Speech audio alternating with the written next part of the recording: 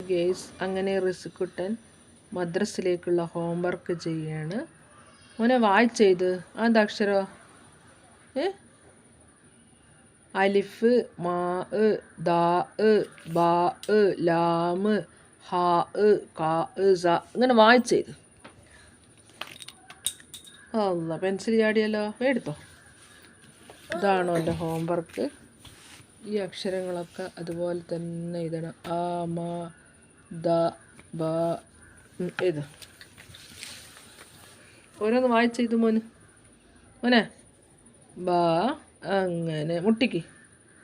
ബാ ഫതഹിട്. ബാ അലിഫ്, ബാ, താ ഇതെന്തെന്നാ?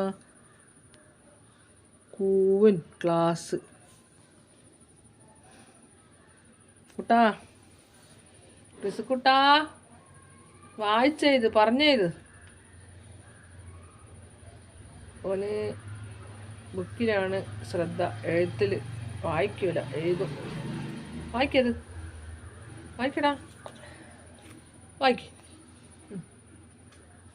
അങ്ങനെ തന്നെ ഇവിടുന്ന് നേരെ ഇങ്ങോട്ട്. വായിക്ക് വായിക്ക് വായിക്ക്. എന്താ അത്? മോനെ വായിച്ചു കൊണ്ടേ ഇത്, എന്നാലല്ലേ മനസ്സിലാവൂ. എത്ര പ്രാവശ്യം എഴുതണോ?